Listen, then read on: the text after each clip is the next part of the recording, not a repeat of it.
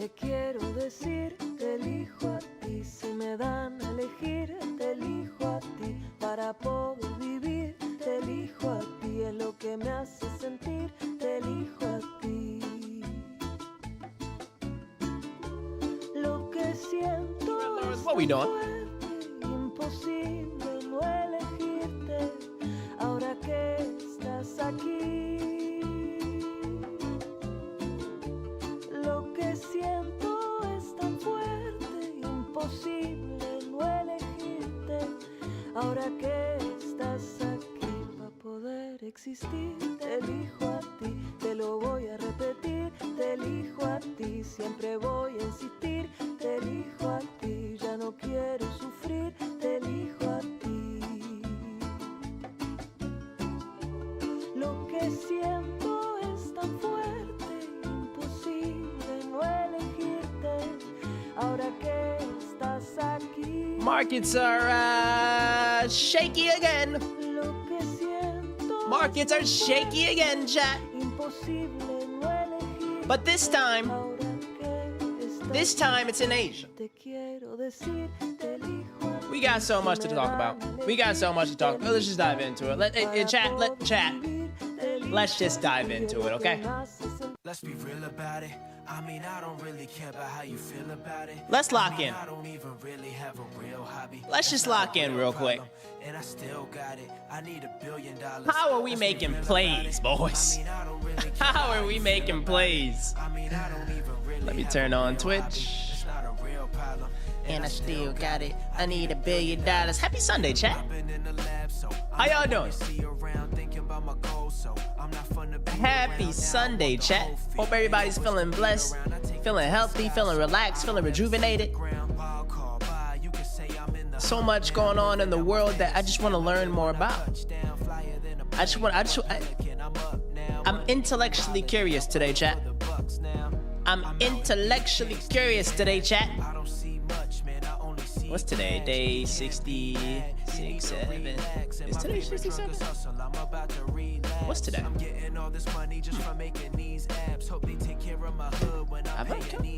Has it reached the point where I'm confusing my days?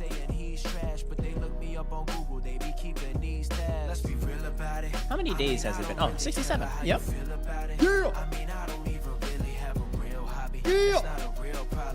And I still got it. I need $1 billion.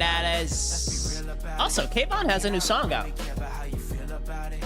One moment for the light skins. One moment for the light skins. Kayvon's got a new song out. Let's see what we got here. It's the same new song you guys already heard. But I'm just trying. It's a little bit of a Sunday vibe. All right, let me edit the title on Twitch. What are we doing on Twitch? Twitch is what's happening in Iran reminds me of 1973 oil crisis.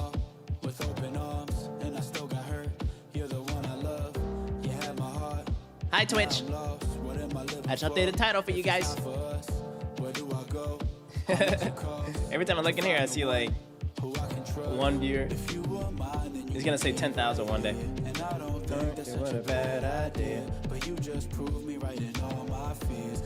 We got. I prepped so many sources for stream earlier, like just like things that we can like learn on. I found some good stuff for us, like some really good stuff for us. I lost you now. Hey, spam in the chat. How's y'all day been? How's everything been going? Is it a good day, bad day, slow day, fast day, bright day, dark day? Mine was a 5. I got great sleep last night, chat. I got great sleep. And I did not, I repeat, I did not play Ark Raiders last night.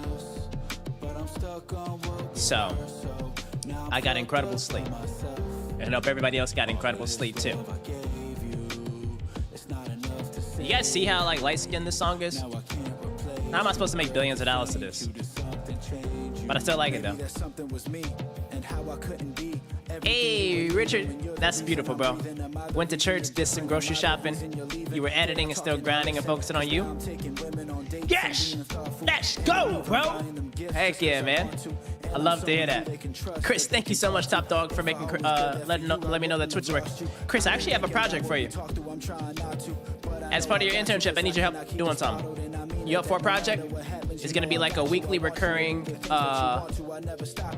project. And I need you to collaborate with A-Dub on it. New man and I don't like him. Damn girl, I don't like a new man. This is my favorite part. Hey, this is my favorite part, y'all. Hey, this is my favorite part.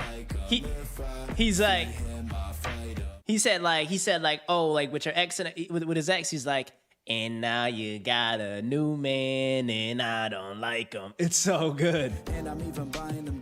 Listen to this. He light skinned, but he be dropping bars sometimes. If I always did that for you, I wouldn't have lost you. I've been thinking about what we talked through, I'm trying not to, but I know I got to, cause I cannot keep this bottled, and I mean it, that no matter what happens, you know I got you. I want you to do the things that you want. He's our CIO, Chris. Thought I was something, but then I wasn't the one you took me for. Now I've become exactly the man who you were looking for. I even changed who I am. For Lauren, what up, Top Dog? I don't like him. Damn girl, I don't like him. New man and I don't like him. Damn girl, I don't like him. If I see him, I fight him. If I see him, I fight him. It's ironic, he's who you've been wishing I'd be.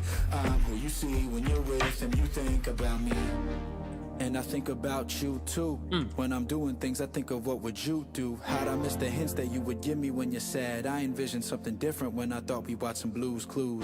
Cause I thought we had some babies buying new shoes. As they grew up playing sports or wearing tutus. And the dog in the house, everything we talked about. Instead all of our friends ask for answers like some news crews.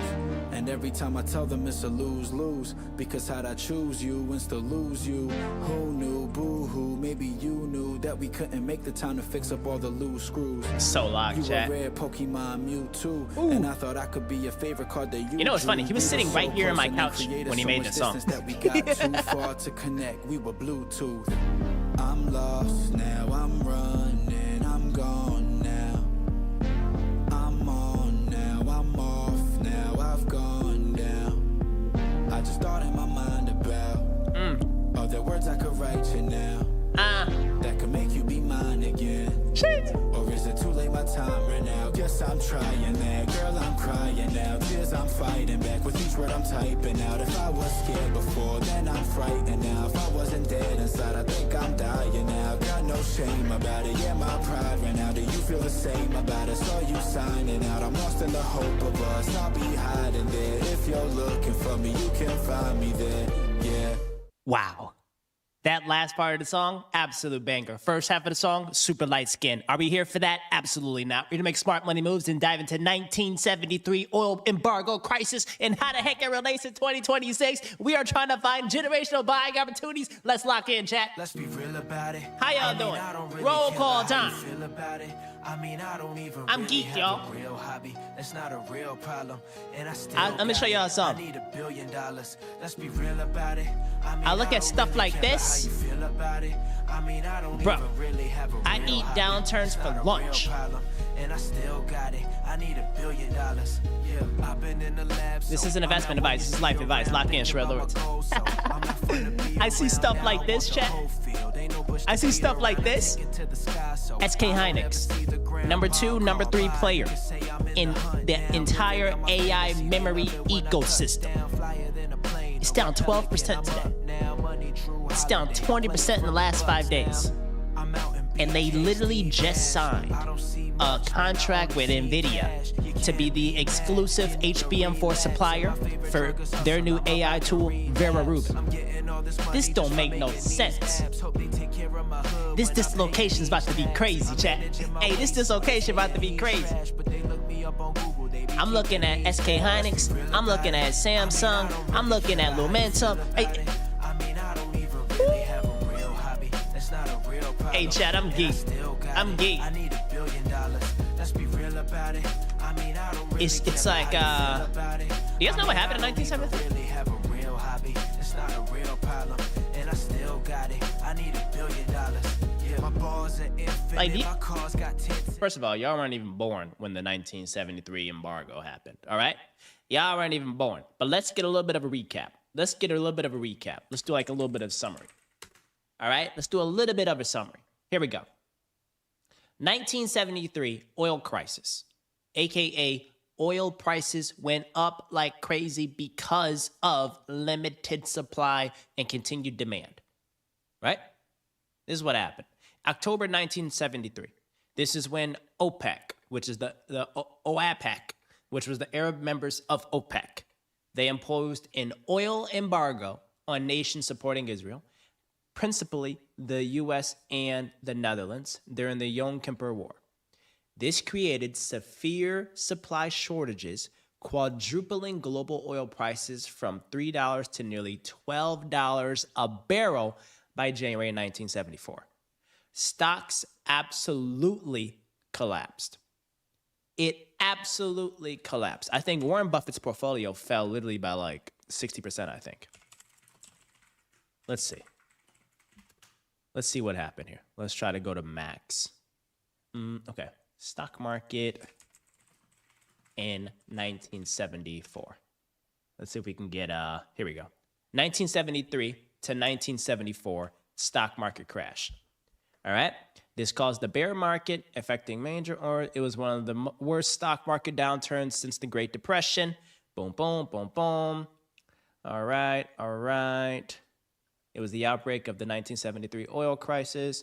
Okay, what about like the actual impact? Out of the 20 large percentage gains and losses, none occurred during this period. Here we go.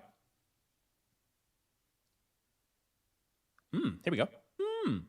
All the main stock indices bottomed out between September and December 1974, having lost at least 34% of their value in nominal terms and 43% in real terms. In all cases, the recovery was a slow process. Although Germany's market was the fastest to recover, returning to the original nominal level within 18 months, it did not return to the same level since June 1985. The United States has seen the same level until 1993. How do I see a chart? Can I see a chart? DJIA chart. Let's see this. See, it doesn't go as far back as I need it to. About this. I'm trying to go way back. Chat. I mean, like way back then. You see it all? Give me some long-term data. 100-year. I need that 100-year, right? I need that 100-year. Let's be real about it. Why are they giving me Korean dating ads? I'm trying to say I have a type. Anyway. Here we are. Where is it? Okay. So, as you can see, we're around like 891 in the Dow Jones Industrial Average. Then we fell significantly in August 1974 to around 678. That was the impact of the oil embargo and its underlying impact on the economy. It sharply recovered in 1975, back up to mid-800s. 1976, back up to mid-900s. Something happened here. What happened in the late 70s? Late 70s, there was another oil crisis? Okay. All right, so I guess in the late 70s, there was another oil. There were two in the 70s, chap. Two in the 70s. But as you can see, since then, this is why I said we got to bet in terms of decades. Since then, Dow Jones Industrial Average has literally 40x'd since the 1973 oil crisis. It's literally 40x'd since then, chat. It's absolutely insane. Granted, markets are like drastically different, but I think there's something to be said with what's happening here. I want to watch this. Can we watch a video together, guys? I want to watch this video together just to give you guys like a little bit of context around how the actual underlying dynamics relate to current times. I think it's worth us diving into this to learn about it. And what we're going to do is we're going to learn about this. We're going to read about this. We're going to summarize our thoughts. We're gonna call some conviction. We're gonna call some plays. Hey, superstar, how you doing? You cannot compare the 1960s and 70s? Tell me why. Tell me why, champ. It's all supply and demand, historical context. Stock buybacks were legalized. Look at the charts. Market started going up the exact time. I'm not talking about 82. I'm talking about 73. It was unprovoked, but this is what Russian President Vladimir Putin unleashed on Ukraine. Russia's invasion of Ukraine has left over 100. And this was in 3 years ago. So this is related to like the Ukrainian war. And as you saw, like there were huge spikes in oil prices at the onset and start of the Ukrainian war. And by the way, guys, this is not a political channel. This is a finance channel. So I have no POV on anything politically. This is simply taking economic context in historical data and trying to draw patterns to 2026 investment opportunities. That's my disclaimer. But the chat can do whatever you guys want. All right. So vote in a YouTube poll. I want to know if you guys are buying the dip. All right. Let me know if you guys are buying the dip. Yep. No. All right. Go ahead. Vote in a YouTube poll if you are buying the dip broadly in the SPY, given what's happening in the markets. All right.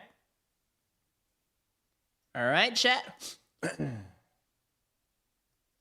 Okay. 100,000 dead and millions of people displaced. But Vladimir Putin's war goes far beyond rockets and bombs. This war is also an energy war.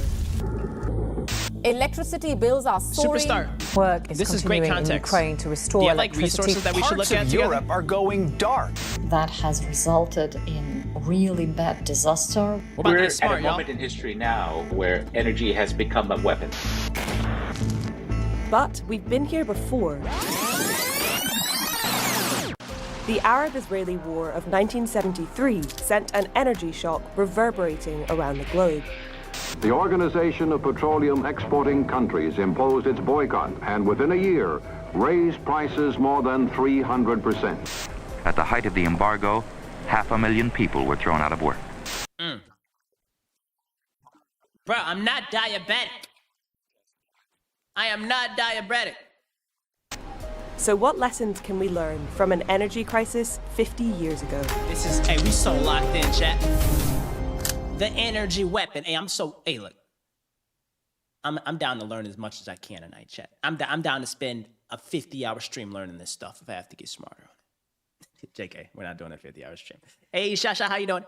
Superstar, thank you so much. Let me know if there are recommendations of like articles or also you can put it in the Discord, brother. You put it in the Discord. I want to know because we need to all start sharing as many resources as we can, guys, on like things to get smarter on this stuff, right? So, someone's talking about credit cards. Nice. Get your butts in the Discord. So, Superstar, if you have ideas of what happened in the 70s and the 80s and why it is not as applicable to today, let us know with resources in the Discord, and I can pull those up on stream so that we can learn together around historical context. All of my points of views are open to debates and further inputs and contrarian thoughts. That's the beauty of investing, and that's the beauty of community. So if you have any resources that's going to help me and chat become very smart and have a good point of view of how to position ourselves for the 20, 30, 50-year horizon. And by the way, I'm a long-term value-oriented investor. Warren Buffett is my spirit animal. And the trades and the bets that we make are not for days, but instead they are for 10, 20, 30, 40, 50-year positions. All right? So, Superstar, get your butt in the Discord. You have great context already, so I think you'd be an awesome addition to the community. And share like articles or chart, whatever you want to show, just to like help prove your point. And I can pull those up in the Discord on stream so we can all learn together. All right? Chat, we're trying to steal as much knowledge from Superstar as we can. He sounds smart. All right, y'all. Let's learn. There's a few things that I want to watch. This one, of course, the energy crisis recap. And then there's an article that I want to read. And then there's actually a 1974 news article that came out on Warren Buffett. And it talked about Warren Buffett's like posture while this all happened, while the markets were down like 40, 50%. And his posture is incredible. I'll give you guys a little preview. Like, here it is right here. The money man. And we're going to dive in. We're going to read these together. But there's like, dudes. Lock in, Shred Lords. Let's freaking rock. When Russian troops invaded Ukraine in February 2022, the West imposed sanctions. Russia responded by choking off its gas supplies to Europe. Russia could single-handedly push Europe into recession. Vladimir Putin is holding the Trump card. Europe is facing a worsening energy crisis ahead of winter. But holding energy to ransom isn't a new trick. In 1973, the Arab members of the Organization of Petroleum Exporting Countries, or OPEC, stopped selling oil to America and other Western nations in a bid to stop them supporting Israel in the Arab-Israeli war. The embargo caused immediate economic pain around the world, but it didn't have the impact OPEC was looking for. The lessons from the 1970s oil shocks, such as the oil embargo in the early part of the 1970s, is that they don't work. By the early 70s, 83% of America's oil imports came from the Middle East, creating an unhealthy... That's an interesting context. 83% was depending upon the Middle East. I don't know if you guys know this now, but today, the U.S. is actually the largest producer of oil. I think they're like 18 or 20% versus like in the Middle East, we're only like... I think in terms of like a single country. In the Middle East, I think the largest one is like 16 or 17%. I think the U.S. is the largest. Largest producer of oil, March 2026. Yep. Get your data right, Shasha. Come on, champ. The U.S. forecast to pump a near 13.6 million barrels of crude oil per day in 2026, according to UNINA. And Saudi Arabia is next at 9.87. Shasha, good to see your name, bro. How am I doing? I'm doing really well, man. I'm doing really well, man. I'm out here learning, dog. Dependency. Energy security is part of... That is facts. I didn't add that disclaimer. What's up, Cool Wavy? How you doing, top dog? Happy Sunday, man. Hope you're doing fantastically well out there in Palm Beach, California, brother. Of the energy policy for any country in the world, but before 1973, the US didn't seem to be very much preoccupied by this particular part of the energy policy. Nobody was so much thinking about the potential negative outcomes of this import dependency. When war broke out, news headlines were dominated by the Arab oil producers' attempts to use this dependency to force a change in America's foreign policy. They will reduce oil production by 5% a month until the Israelis withdraw from occupied territories. For Western governments, it was a potentially devastating blow. Energy economist Philip Verleger worked as a consultant during the crisis and advised numerous administrations. The embargo occurred at a point where the economy was already fragile. The country was confronting serious inflation. The Arab embargo in 1973 then exacerbated the inflationary impact and tipped everything into a serious economic crisis.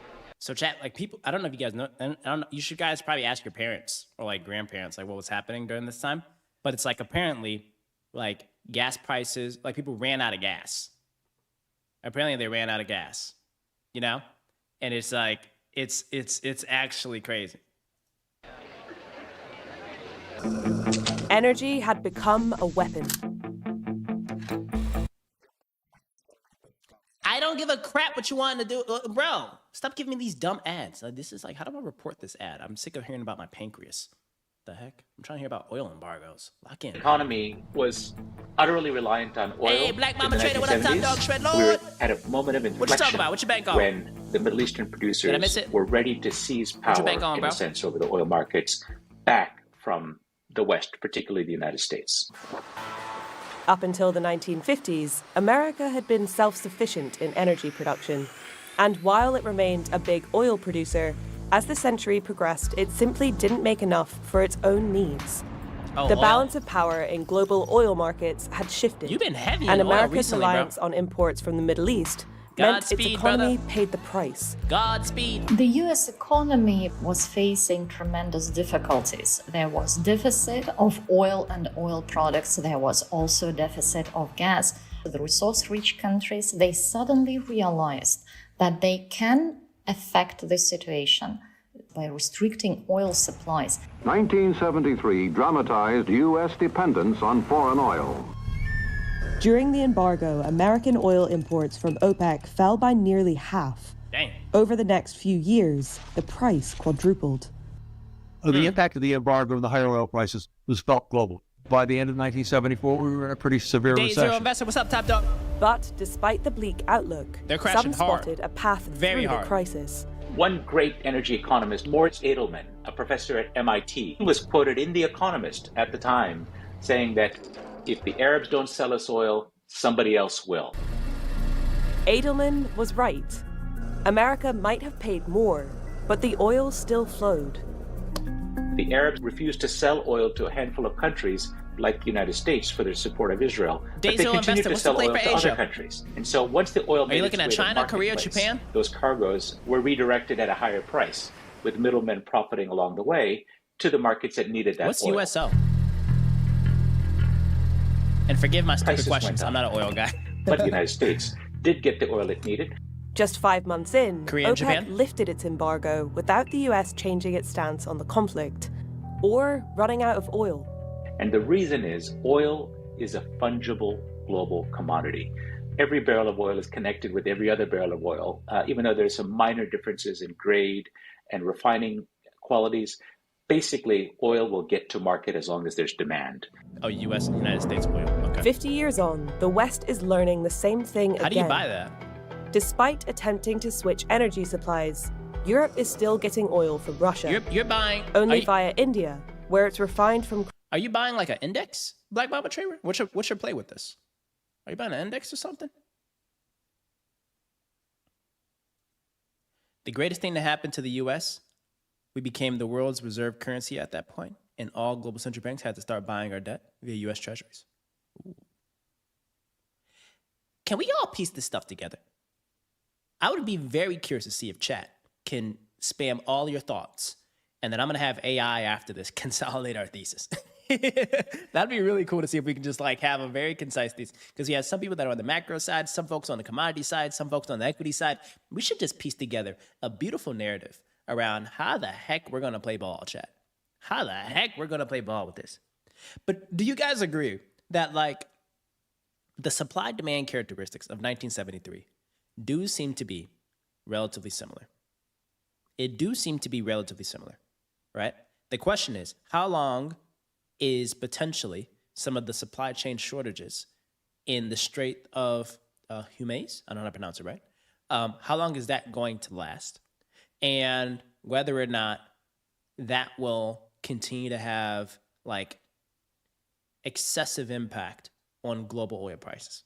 Like that's kind of like the short-term narrative. The second thesis that we need to dive into is how is this uncertainty paired with rising inflation costs of raw materials going to spill into key industries, mainly industrials, we already know that, some consumer stuff, but then more importantly on the technology side. Like technology in the semi space, I think is a very attractive space to play if you're like an equity investor, but you got to keep in mind the machines, the components, the fabs, these are like industrial-like pieces of equipment inside of like a semi-tech oriented industry. So like I think you're going to see some spillover of like rising oil prices into some of the COGS of some of these like equipment manufacturers like ASML or AMAT and little things like that. And now you got to figure out like what's going to be like the profitable earnings profile of some of those players.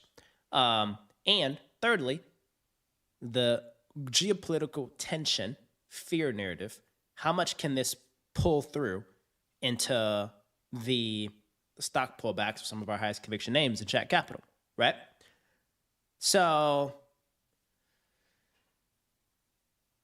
we got a lot going on here, Black Mama Trader. We got a lot going on here to piece it all together, you know? But there's like clear lessons to be learned that like situations like this does typically lead to pullback, recessionary concerns, and fear in the global markets, which does potentially create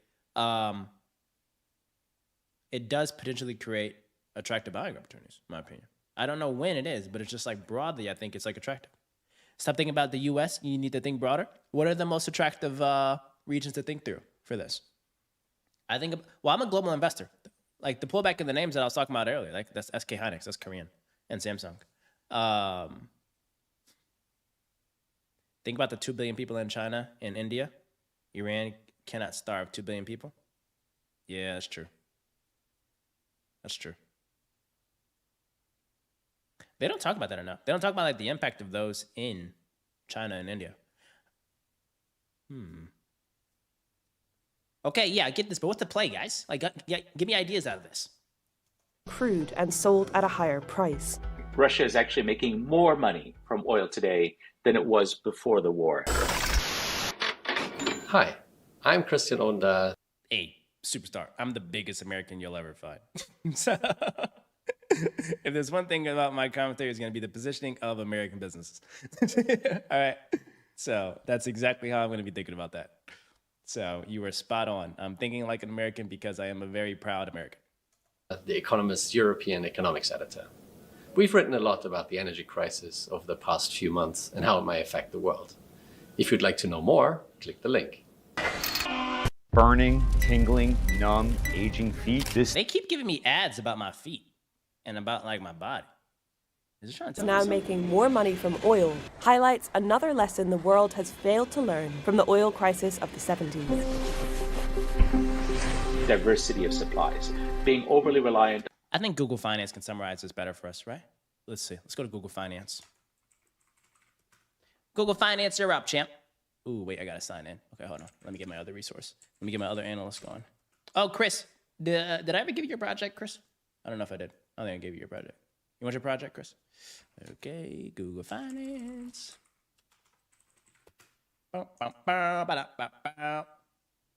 Kuwait halts oil exports to the world. Will this affect America? I think so. I don't know how to pronounce your name, but but I certainly think so. All right. So, how do we prompt this? Okay, how do we prompt this? Here we go. We should prompt this by, okay. I'd like you to think as head of macro at Bridgewater Associates. You are knowledgeable in historical contexts of global geopolitical tensions, conflicts, wars, oil crises, i.e. 1973. I'll let you know everything market-wise, economic, geopolitical connections. I definitely do, bro. I definitely do. My entire AI model is just me feeding it raw data inputs. That's crazy. You think I know everything. That's funny. If one thing you don't know about Kenny Finance is I know how much I don't know. I am very humble to say I very much don't know everything. I am a student of the game, though. I'll tell you that.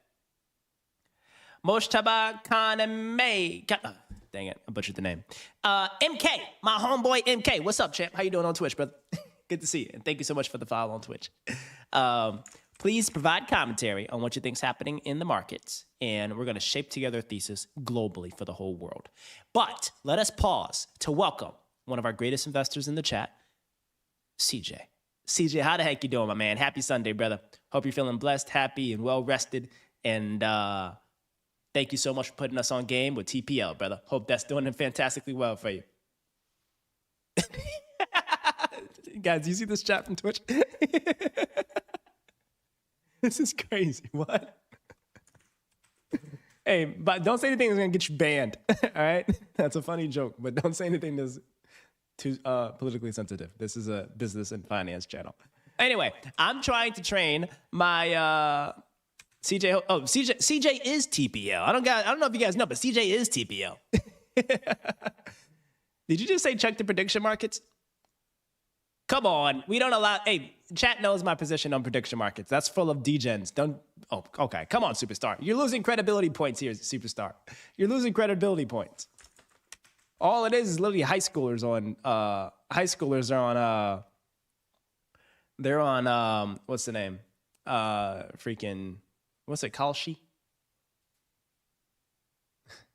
Day one TPL table banging. CJ, my man. All right, guys. Okay. As well as the second and third derivative impact on global equity markets. It's high schoolers and Jack on these prediction markets. How you doing, Jack? Good to see you, brother. Happy Sunday, my man. Are quoting prediction markets in the reports? I mean, all these institutional reports, they're like, these guys are, I used to work at an equity research firm. They're not the smartest bunch. Putting their money toward a thing. Okay, good, guys, I need to focus. I'm trying to prompt. Okay, boom. Okay, as a second and third derivative impact on global equity markets. Give me a summary of what's happening, how it relates to the most similar historical events, ensure they're relevant based on business model. Ensure they're relevant. Oh, dang it. How am I? Okay. Give me a summary based on it and how it relates to the most similar historical events. Ensure they're relevant based on business sentiment. That's what I'm looking for. Sentiment. Make sure they're relevant based on business sentiment, geopolitical environments, and asset pricing. Multiples. Okay. What you got for me? What you got for me? Boom, boom, boom. How y'all doing, chat? All right. Time for my focus music. It's time for my focus music. It is Educational Sundays. We're learning how to be incredibly intelligent shred lords.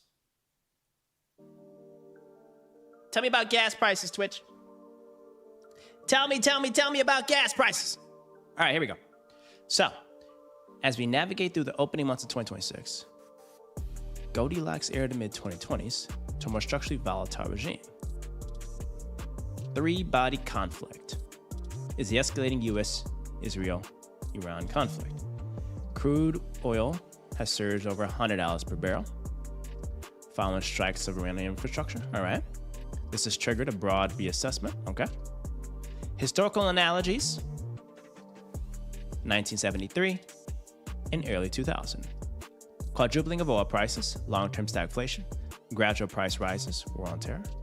Suddenly, 20 to 28% weekly surges. Sentiment, deep pessimism, industrial breakdown. Initial shock followed by a security bull market. Mixed resilience, AI capex, boom, boom, boom. All right.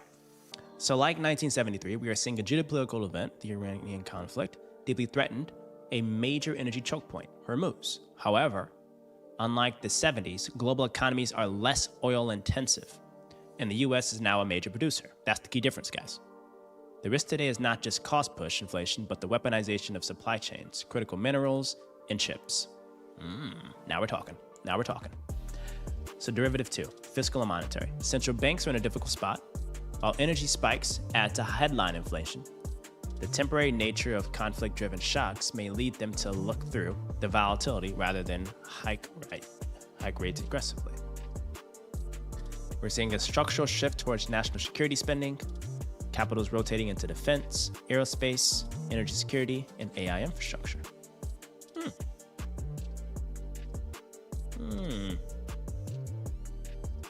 Okay. Now, piece together the pattern recognition from similar historical events to help inform our equity allocation strategy globally. Ooh, we need Cafecito vibes, guys. Garrett, are you here? Need Cafecito vibes, Garrett. Garrett is our chief Cafecito officer. Okay. Okay. i.e., I'd like you to help us understand what's happening in global markets, i.e., US, China, Korea, Japan, from recent market swings, and help us understand how to position ourselves in key markets. We need theses, derivative impact, historical context, and more importantly, need to understand why we should deploy in certain industries, markets, because of a unjustified or temporary dislocation in equity prices, i.e., is SK Hynix number 2 and number 2 or number 3 memory player supposed to be trading down 20% plus weekly in this kind of environment? Remember your producing insights. I'm an AI prompting ninja. You're producing insights for institutional grade hedge funds like Bridgewater, Tiger Global, etc. Let's rock. Let's freaking rock. Hey, Garrett, how you doing, Top Dog? Good to see you, man. Good to freaking see you, bro. I just be guessing sometimes if you hear that. But all I know is when you're here, Garrett, the vibes are good. It's so good to freaking see you again. Hope you're having a fantastic Sunday. Hope you're being blessed. Hope you ate some great leftovers from the dinner you had yesterday with the fam. Dude, keep rocking, bro. Keep rocking, man. Hope Florida's treating you really well, brother. Let's get smart, guys. All right. When market prices entail risk scenarios, it often fails to differentiate between structural impairment and temporary dislocation. Historically, global equity markets react to energy shocks by selling off high beta, energy-dependent manufacturing first. We saw this in 1973 and 2003. However, the 2026 dislocation is unique. It is a supply chain AI-led cycle being hit by a traditional commodities shock. SK Hynix trading down 20% plus weekly is a prime example of an unjustified dislocation.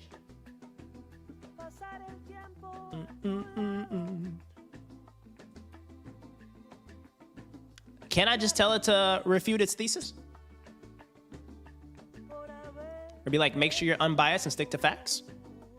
What should I put into my prompt, Jack? The fear logic. Korea is a net energy importer. Higher oil prices, $100 per barrel. Compression margins and a spark one depreciation, leading to automated institutional outflows. Emerging markets. Memory chips are the new oil. Demand for AI compute is decoupling from traditional consumer discretionary cycles. A 20% drawdown in a number 2 player like SK Hynix at a time when its underlying book order for AI servers remains full through 2027 presents a massive mismatch between price and intrinsic value. Agreed. Okay, here we go. Ooh, this is good. The market and the status. So they think South Korea is oversold. Similar to the 1997 Asian crisis. By the AI industrial complex, Hynix, Samsung, as the secondary beneficiary of the US AI oil capex. Japan resembles the 2012 Abenomics early stage. The strategy is to hold the yen, often relax, as a safe haven, but high energy costs hurt exporters. like at financials to capture rising rate spreads. And then China, structural, post-2001 WTO entry, but with greater power friction. Avoid. Jack does not agree with this one. A16 for Tesla manufactured by Samsung? What do you mean by that, CJ? Talk about A6. What's A16? The venture fund?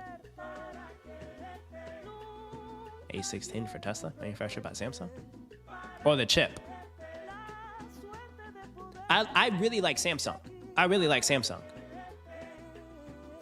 Like, Samsung's actually a pretty impressive name. Like, why is Samsung down 10%? This doesn't make no sense. It doesn't make any sense why Samsung's down 10%. In my opinion. 20% in the last 5 days. And yet, they're becoming a dominant memory player. And they have diversified end markets. They have the AI thesis, Tesla thesis. I think Samsung's a cockroach.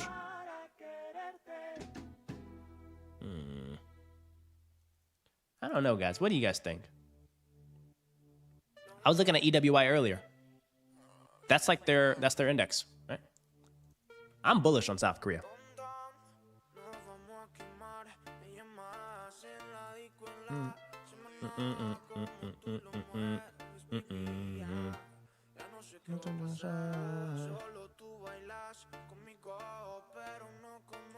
Be unbiased and simply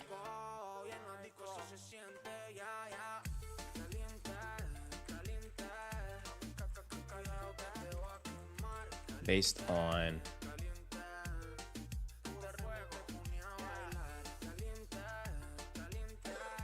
historical context. Nah, don't need to do that. The facts are the facts. We're making big boy gambles here.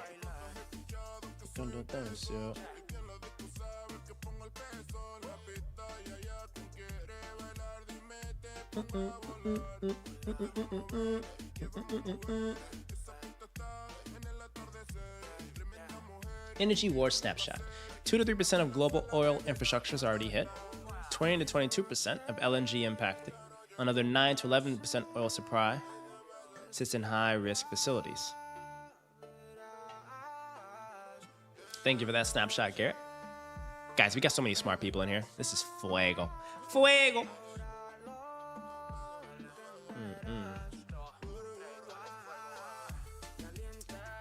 Okay.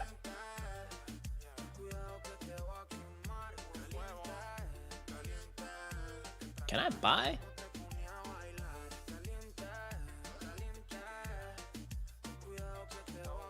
Let me see. Can you buy Robinhood or on Robinhood?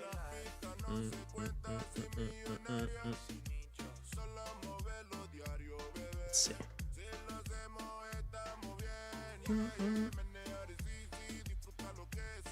It says flight to quality. Go to Google. And Microsoft. It's like a TPL. CJ, when was TPL around? What do you think about Boom Boom Boom? Okay. CJ, when was TPL around? Or how long has it been around?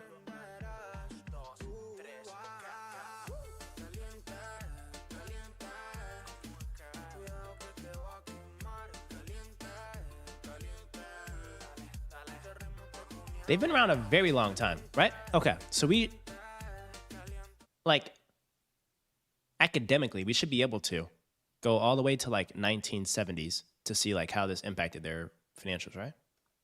Theoretically? Texas Pacific land. 1974. Right? Or were they not public then?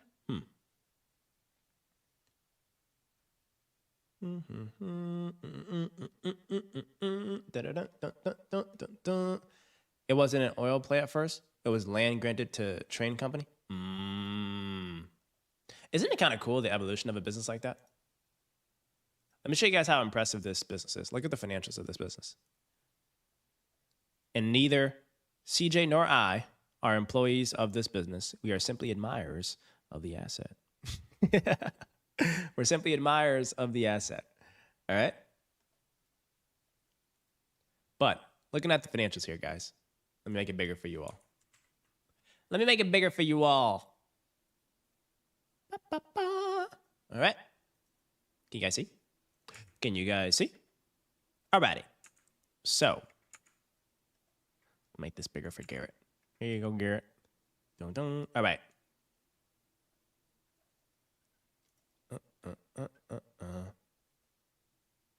Oh, it was listed under something else. Very undervalued. The market cap was around the 50 millions in the 80s. All right. So, the business. They do land sales. They have oil and gas royalties. They got water rights. Anything that is kind of like, in my opinion, essential U.S. like, I don't know how to describe it. It's just like things that are just like fundamental assets. Oil, water, land. This business has exposure to it. Right? I think if you're bullish on America, this is honestly like a really cool play to bet on America. Don't you think, CJ? Like it's theoretically like a really good hedge for a portfolio if you are bullish on energy demand, AI demand, aka with a second derivative, data center demand, water demand, and U.S. economic stability. Isn't that interesting? Like, is that a healthy way to put it or position it, CJ? Yeah, it's like a very clear inflation hedge. Very clear inflation hedge. But like, that's the case there. And it's like, it does it in such a profitable manner. They pick their end markets well. I think they pick their land and assets relatively well. And they have, seems to be, based on operating performance, like a stellar management team that knows how to operate with a level of like operational excellence. You get me? So, CJ, what do you think about, like, how would you like relate the impact on a business like TPL? Let's see what AI says. We're going to use A-Dub's problem. How you doing, A-Dub? Good to see you, brother. What do you think about TPL and their positioning? Walk me through a investment thesis with a buy. No. Investment thesis with a buy or pass rationale based on simple facts, positioning, etc. Dun, dun, dun. Dun, dun, dun. Dun, dun, dun, dun, dun. I think TPL is going to win if the energy stuff continues to work, or if it doesn't, it gets back to normal and we're back to the AI thesis. That's what I like about this. Let's see. All right, here we go. Pure play American energy sovereignty and land scarcity. 2026 environment marked with Middle Eastern volatility and 100 is a high conviction buy. Okay. It's not a traditional oil company. It is one of the largest landowners in the Permian Basin. It's my Permian Basin synergy. What's DVN and WBI? It operates a royalty-based business model with near zero CapEx requirements. They own, dang, look at all these acres. They own about 880,000 acres in West Texas. As geopolitical tensions, straight of our risks, drive a flight to safety in domestic production, the Permian Basin becomes the global swing producer. They collect royalties on every land or every barrel produced on their land. They sell the water used for fracking, and they charge for surface rights, pipelines, power lines, and even data centers and renewables. Genius! They have about $800 million in total revenue with 60% net profit margins, and they're an elite margin profile that's way different than some of the others. Okay, capital efficient. They do not drill the well themselves. Operators do it on top of their land. And it also carries no debt, so no drill bit risk. Genius. All right. If oil prices collapse below $60 due to a global recession, royalty income drops. Do we even think oil's going to fall below $60 a barrel? I don't think so. Okay. Okay. 1 year return. High nominal share price and low liquidity can lead to volatility. Emerging value in the water services segment and for their data center land leases. Trading at a premium relative to other E&Ps. Okay. Dun, dun, dun, dun, dun, dun, dun, dun, dun, dun, dun. Okay. TPL. Show me the chart. Last 5 days. Last month. Dang. Something like TPL's been around literally for like, it's been around this, and it's going 40% in 1 month. That's crazy. 75% in a month. 82% year-to-date returns and something like this. This is insane. That's crazy work. I still think it's a little overvalued right now. It's a pretty expensive price. You know what I'm saying? CJ, what was your posture when you went through kind of these drawbacks? Because these drawbacks lasted 3 to 4 months, bro. And at some times, like half of a year. What was like your psychology around that? What do you think, CJ? Like even this here, like November 2024 to August 2025, 50% drawback. What do you tell yourself? You know what I mean? What do you tell yourself, man? Eat those. What up, Top Dog? What do you mean? Bro, wasn't expecting you here on a Sunday. When have I ever missed any other Sundays this year? I'm always here, guys. I don't go nowhere.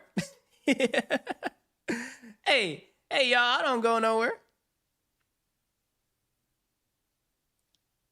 Ooh, over a year sometimes. I go watch the investor video and buy more.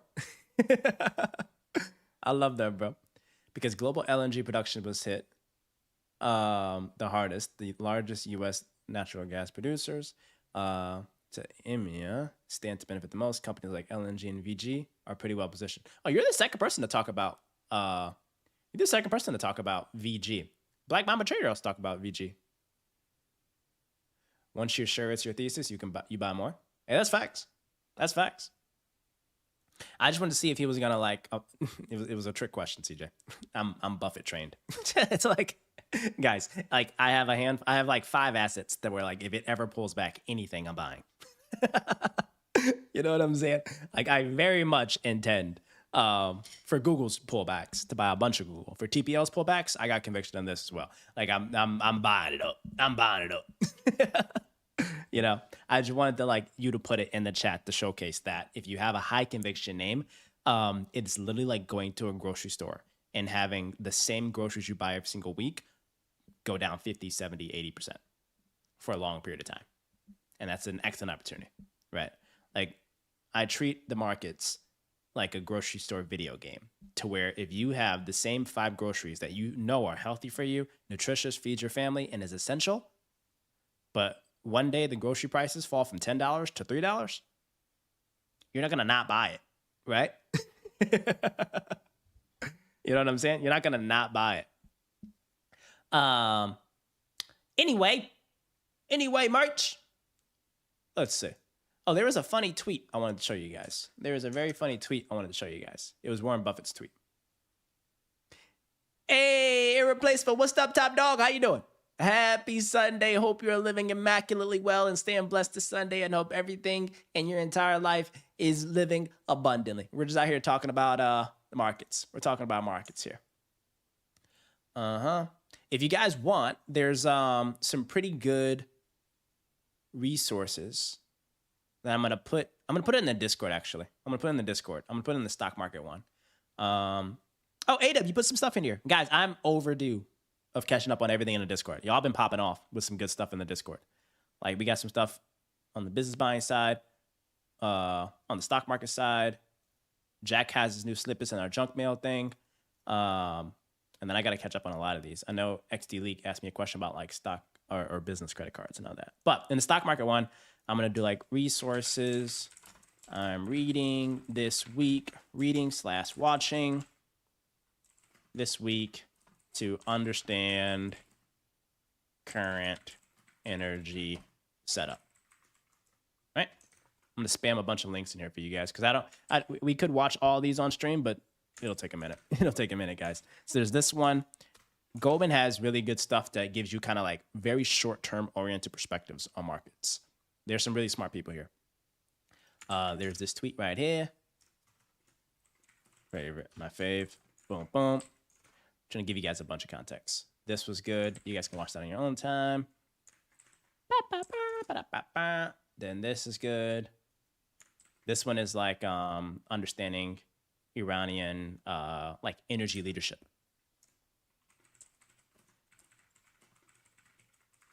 Boom, boom, boom, boom. Okay. This is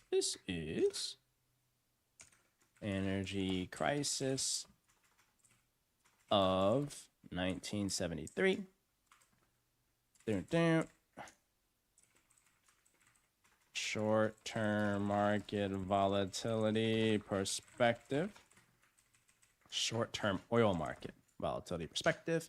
And then this one here. I don't know if you guys know, but it, like Council of Foreign Relations. This is easily one of the most intelligent bodies of people that exist. They're not politically biased, I don't think. I hope not. I read a lot of their stuff. But they source together key leaders from business, politics, academia, economists, and like they have like these like weekly catch-ups and dinners and all that, but they're now jumping into content to where like a lot of the key insights from a lot of these like very, very, very sort of like think tank oriented conversations, they're putting it out there into this new thing called the spillover. It's really good stuff. It's really good stuff. Oil stagflation fears. Oil stagflation fears. Council of Foreign.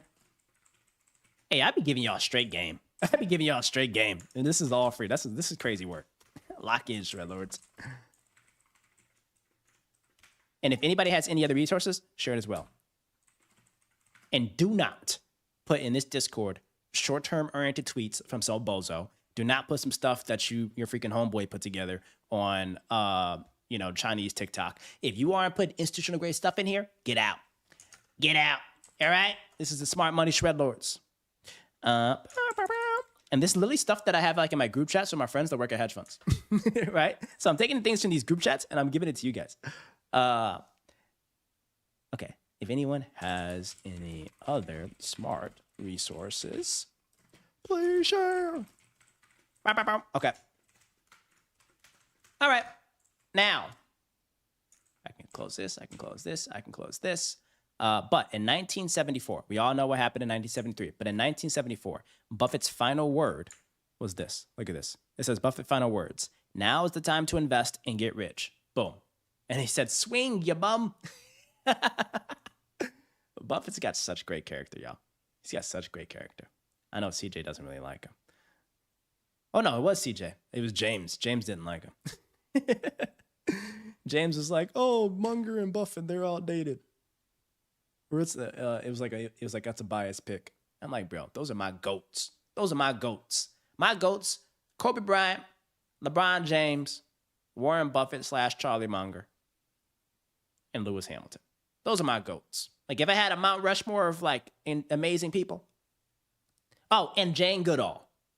If I had to put my 5 Mount Rushmore people, Jane Goodall, LeBron James, Kobe Bryant, Warren Buffett, Charlie Munger. Warren Buffett and Charlie Munger, go put them side by side because they kind of did everything together. And then Lewis Hamilton. The 5th is Lewis Hamilton. Do you see how Lewis Hamilton placed, chat? Dude, he placed really well. He placed really well. I think he was 4th place last night. Do you guys follow F1? I'm a big F1 fan. A big F1 fan. Secretly, guys, like one of the biggest brand deals that I'm trying to fight my life for and try to get. I'm trying to get us access to do like a stream or a video at an F1 race. Like I'm networking my butt off. I'm pulling all types of stuff. I'm hitting up all the private equity owners of freaking F1 teams. I just want to be there for one of these races, bro. I feel like it would be an amazing thing to document for stream. He was 4th, guys. Shout out to Charles Leclerc. Came 3rd, but I'm very proud of Louis' placement here. Do I race? Well, when I was a kid, I used to do karting, but I don't like race now. So I play it very safe now. I play it very, very, very safe. Acquired had a new episode on F1. And how you doing, Slime? For real, good to see your name, bro. Hope you're doing fantastically well. Hey, A-Dub's hip to game. Jane Goodall is like my spirit animal. Like, I love her. She's so great. I'm gonna keep it a buck. I would totally marry Jane Goodall if we were the same age. If we were the same age and we were like in the same area, like Jane Goodall, like her personality, the selflessness, the care that she had for like the environment and animals, like that's kind of like, that's real passion right there. That's real conviction. You know what I mean? Like she wasn't like, bro, that's so elite. Okay. So George Russell went hard. Oh, let me get my Cafecito music. Dang, what happened to my tunes? I'm out here listening to these tunes and you guys can't even hear it. You guys weren't even hearing no music. Here we go. What did they talk about in the new Acquired episode? Did they talk about just like valuations of F1 teams? Guys, I don't know if you guys know this, but I made an F1 video on my YouTube. It's one of the best videos I've ever made. I made an F1 video. Like my team, they went crazy with that one. Make sure you guys watch that and like it and share it with your family. The F1 edit does go hard. Yeah, it was elite, bro. It was elite. Just imagine if I was like able to go there. Bro, I've been hitting up the new Cadillac team. I was hitting up freaking folks that were part of Red Bull. Like, I'm hitting up the freaking private equity owners of the Williams team. I'm trying my best to get us like paddock access and like being able to shoot and content on that. That'd be like so freaking cool. Do I think an F1 team's a good investment? Not right now. Not at all. I don't think it has like, I don't know. I think prices are a little overvalued right now. All right. Next is the Chinese GP. Okay. March 15th. March 28th. Ooh. We'll be in Miami then. Maybe we go to the Miami Grand Prix. The Monaco Grand Prix, it's not even about the race. People just go there literally to flex. It's crazy. They have a Texas one, don't they? Where's the Texas GP? Oh, yeah. Here we go. October.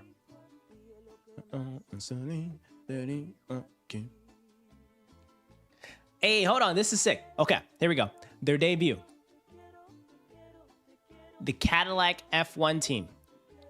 Cadillac F1 team. It's well, I think it's two sides of the coin. On the first side, it's like it very much is like a social status thing. Like going to an F1 race kind of feels like going to like a exclusive nonprofit gala with photo ops and clout pictures. But then on the other side, they're like very true fans to like the art of the race that have like much respect for the teams. Because there's a lot to like admire about Formula One. Like the engineers are people that could be building rockets, but they're building super fast race cars. And the drivers, like easily some of the most impressive athletes in the world. Just in terms of like their like ability to like manage and handle these machines, put a lot at risk, and like reaction times to things. It's super impressive. I very much don't fit within like the clout bucket. I'm not cool enough for that.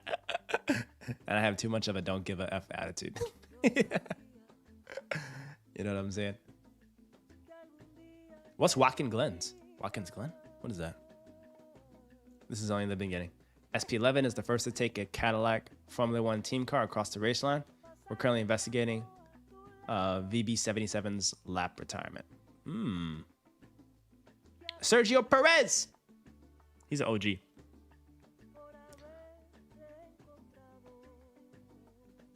Qualified toward the rear of the field, starting. All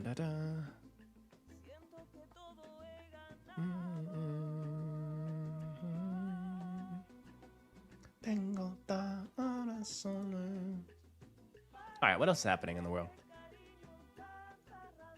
Oh, you watch sailing? No, I think sailing, that's an elite setup. Sailing's a little different. That's a different level of bread than sailing.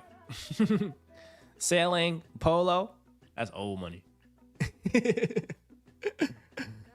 CJ, you old money, man. You the TPL old land money. I'm new money, bro.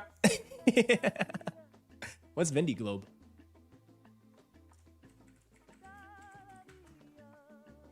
Ooh. Is the world's premier solo, non-stop, unassisted round-the-world sailing race? Whoa, what the heck? It's solo also? What the heck? It's a one person thing? And they have to go around the world? Look at this route. How long does it take?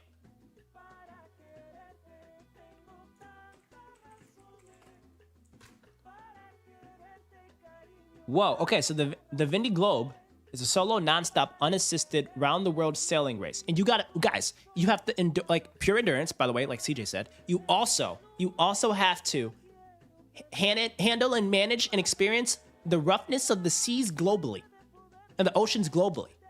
Isn't that crazy? You're literally a pirate. You have to be a pirate for 70 to 80 days. This is crazy. Wait, they got highlights? I'm trying to see highlights. Wait, hold on. CJ, you might have put me on a new thing. Dude.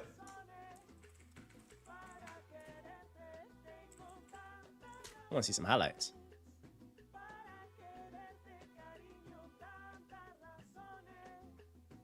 This is sick. Hold on. Let's see. Oh my goodness. I can't stand these ads. These ads are so stupid. I need YouTube Premium. I need to buy YouTube Premium. I'm sick of this. Here we go.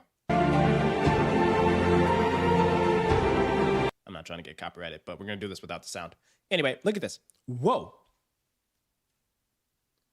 The wind, the water, and it's like managing all of that direction. Bro. This is crazy. Wait, where is the person? Where are they at? Are they where are they? Are they like down there in the, I don't even know what they call that. This person is literally a freaking pilot or a pirate. This person is literally a freaking pirate going through this stuff. And they're ripping. Oh, there he is. Dude, this person's like ripping. What the heck? They're going so fast. And it's solo. This is solo. The way how I view this, you put an F1 car literally in the ocean. And you have to like race it. That is absolutely insane. This is crazy, dude.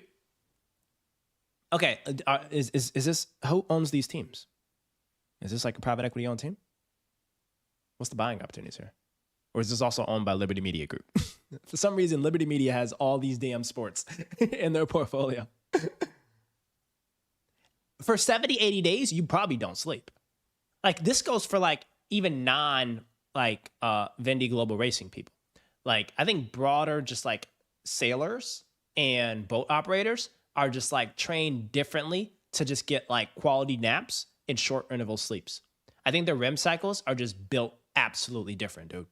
I think their REM cycles are built absolutely different. Cigarette boat racing? What the heck is cigarette boat racing? Cigarette boat racing?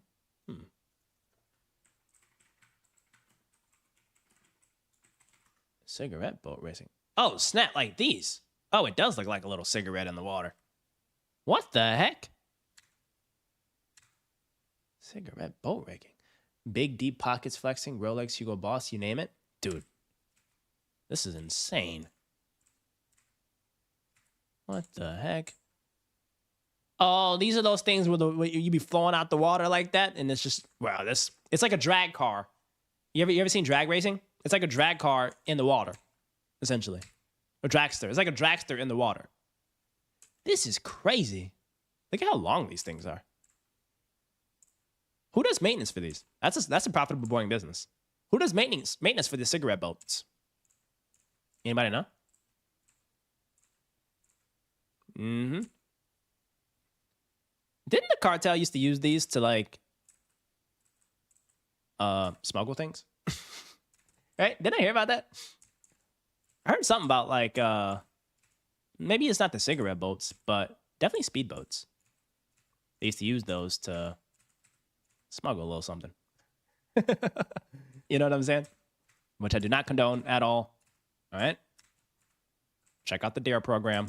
It's good for America. Good for everybody. All right? This is crazy. Anybody boat people? Like, if you guys had like $1 million, are you going to put it in a boat or a house? Or a plane? What would you guys say? Boat, house, or plane if you had like $1 million? Not to like invest or anything, but like, it's just like you found a random $1 million on the floor and like you're already set on everything else. Your investments are good. Your house is good.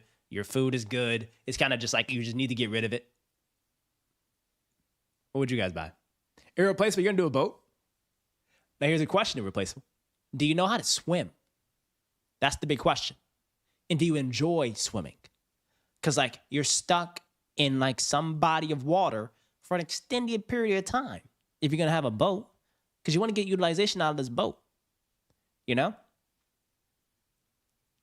Okay, so that makes sense then. If you love swimming, that makes a ton of sense. To where like you being out in the water, bravo. Me, guys, I don't even know how to swim. I love the water, but like, chat, I jump in the ocean with the floaty. Let me see if I have a picture. Me and Boogie were in the water. We were in the ocean, and what was it, Costa Rica or something like that? But dude, it was the scariest thing I ever did in my life. Like I jumped off of a boat into the ocean in Costa Rica with a floating machine, or the jacket.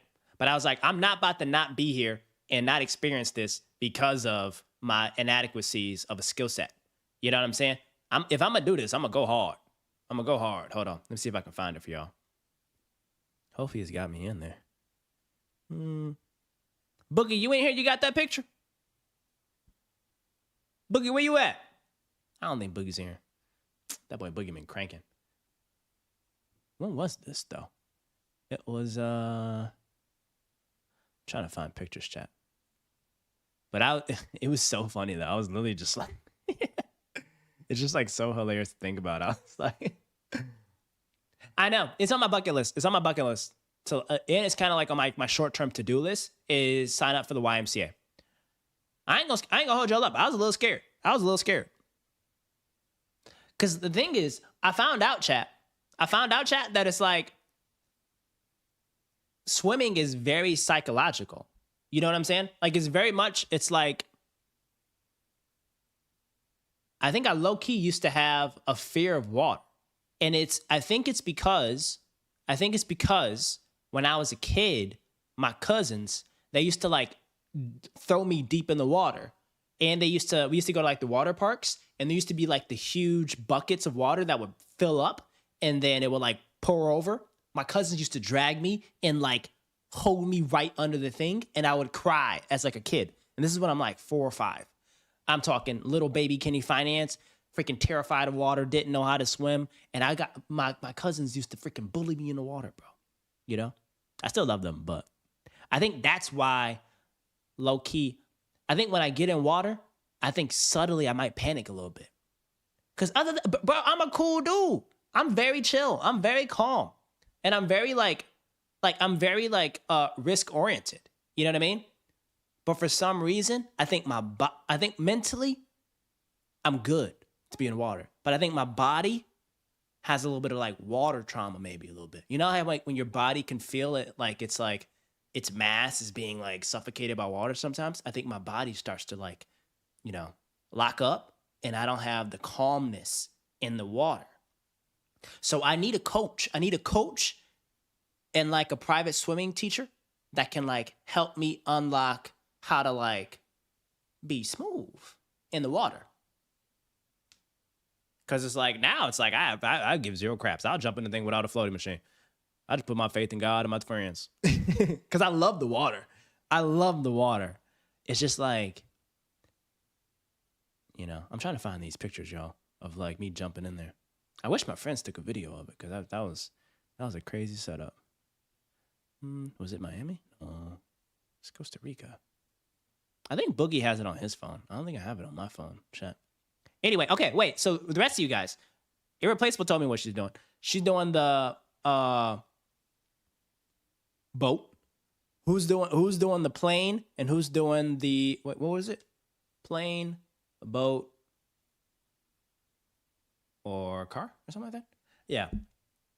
I would do a plane because I want to see so many spots in the world. So you do a sailboat? For some reason though, like so many people love, plane, boat, house. Okay, plane, boat, or house. Okay. Plane, boat, or house, guys. Which one? We have 2 in the bucket for boat. Okay. Trying to find it. Almost there. I got way too many pictures. It's a good thing, though. Pictures of memories. Core memes. Anyway, while I'm looking at this, I'm going to have y'all get smarter. Look at my screen. Doop. Economist. What about Wall Street Journal? You see how they're selling fear? You see how they're selling fear? The long-feared Persian Gulf oil squeezes upon us. Y'all better chill out, man. Y'all better chill out. Scared money don't make no money. And I think irreplaceably, you asked me if I was like buying the dip. I am very much high conviction buying the dip in quality names that I know are good, long, enduring businesses. And I'll tell you why. I don't buy things to sell them in 2 weeks. What I buy, I intend to hold and add more of over the 10, 20-year horizon.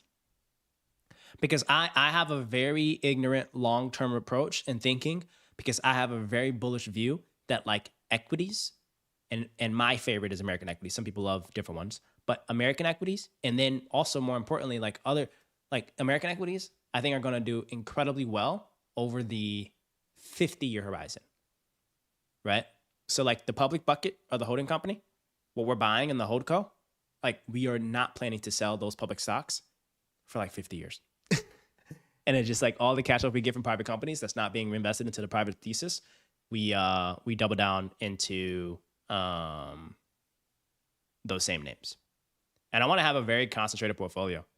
I was reading a lot over the weekend around what makes really good investors, and I think it's their conviction and a concentrated portfolio. Long-term cockroach names that you can hold over a 50-year horizon that represent 20% of your portfolio each. You know what I'm saying? That right there can unlock crazy returns if you guys play it the right way. But that's my thesis. That's my point of view, because I do this every single day.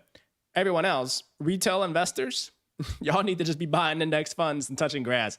You know what I'm saying? You got to be very, very, very careful with all this. You got to be very careful with all this. All right, guys, I'm slowly getting... I don't even know what I'm looking for anymore. Y'all got me looking through all my pictures trying to find something.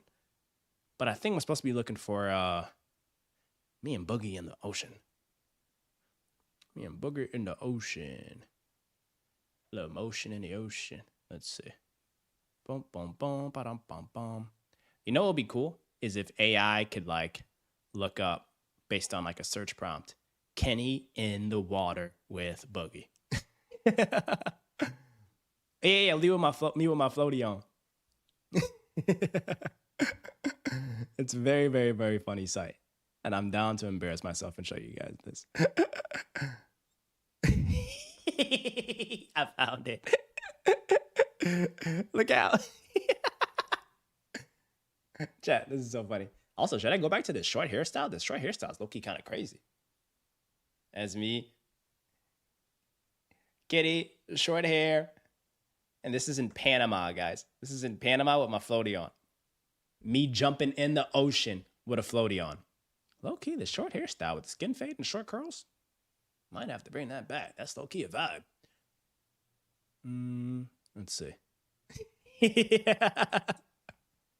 Here's another picture of me and Boogie. This is me walking around the island and Boogie's looking at me like, bro, are you crazy? I'm like, bro, safety first. You guys better get lucky because I'm never showing stuff like this ever again. Ever again. Do I have... All right. Other than that, I don't think I have the video of me and Boogie actually in the water. It was deep though. I got a picture of me trying to swim. Wow, this is so funny. What a throwback. What an absolute throwback. This is epic. Hey, chat, the name of the game, buy yourself some index funds, travel with your friends, and do things that put you outside of your comfort zone. You gotta do things that put you outside of your comfort zone. You know what I'm saying? Like, you gotta say, screw it. I'm here to make memories. I ain't never scared. I ain't never scared. This is so funny. Anyway, chat. Markets. Okay. So, this is taking over all of the news. This is war. There's got to be something happening at the business level that's worth looking into. Because we haven't read a 10K yet. We need to be running 10K a day. We got to read 10K a day, guys.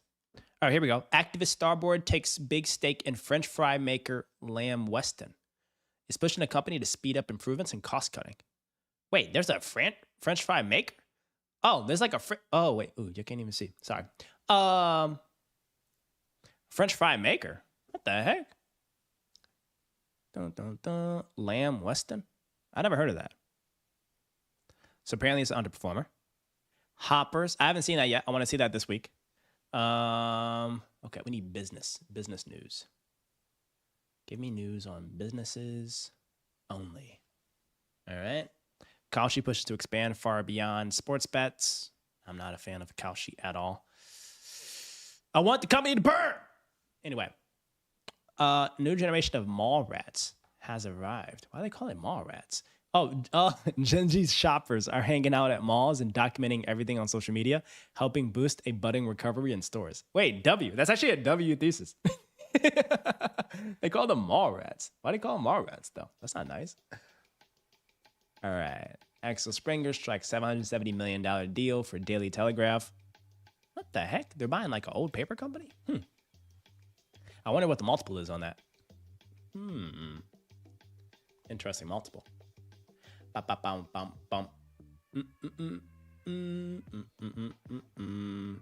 just text. Axel Springer. Hold on. Text my private equity friends. Axel Springer just bought UK Daily Telegraph. Good comp. Talk to bankers. Talk to bankers. All right. We got hooked on fast free shipping. Okay, this is the same news. Vincorion plans Frankfurt listing as European defense spending. Texas Roadhouse is #1 in casual dining. Oh, wait, Texas Roadhouse. Now, this is a good... Hold on. Are they publicly traded? Ooh, they are.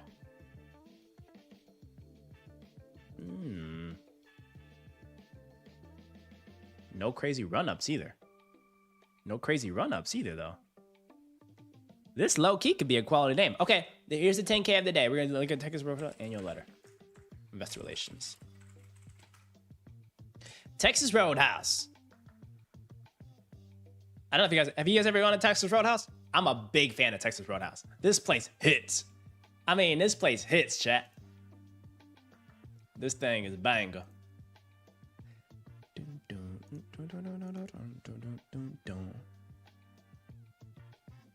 You grew up on Texas Roadhouse? Heck yeah, bro. All right, let's see what they're talking about here, though.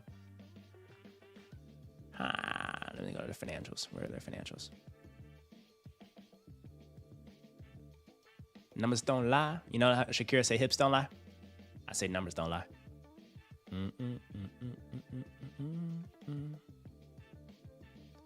Let's keep it pushing. Okay, here's the balance sheet. $134 million of cash.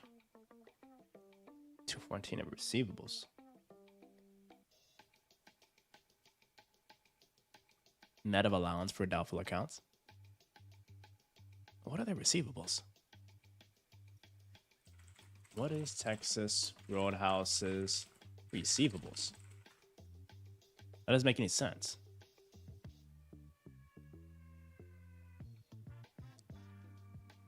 Like, what are they tangibly?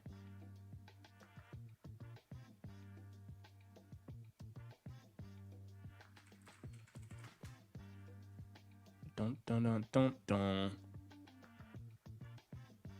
Oh, franchise restaurants. Okay, that makes sense.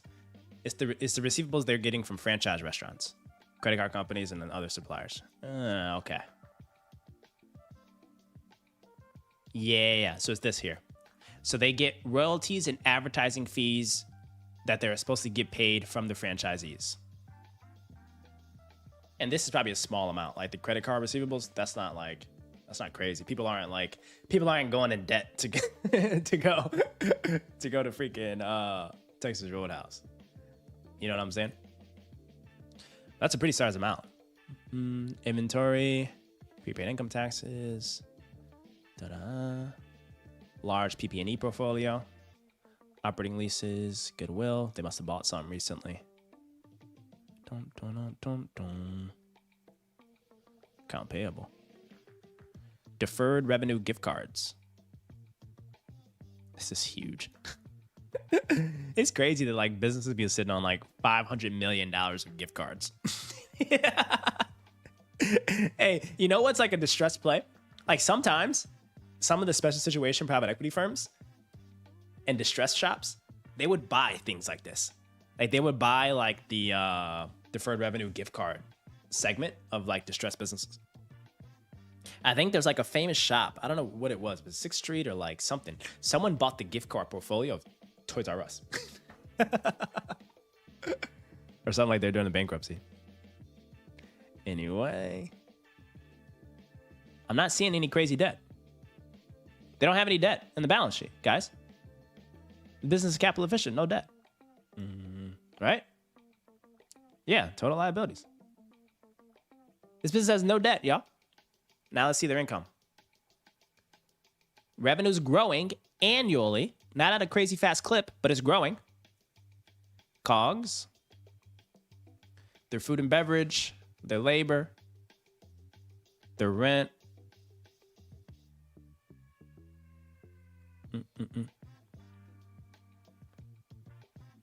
All right, it's like a low margin business, but they're growing. Profitability fell a little bit.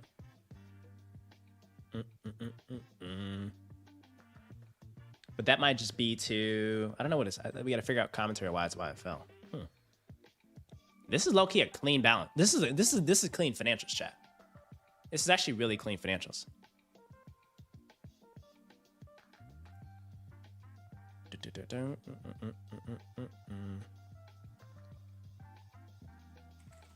Give me an investment thesis on. That's probably why they fell. Beef prices. That's not supposed to last forever, though. Or here about. AW told me to change it. What do you think about Texas Roadhouse?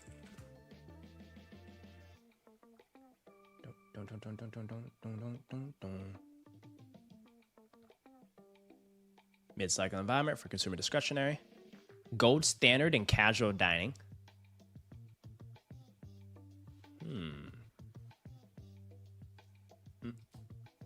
Hold on, chat. Gotta fill up my water. About to dive deep into this. I gotta fill up my water, chat.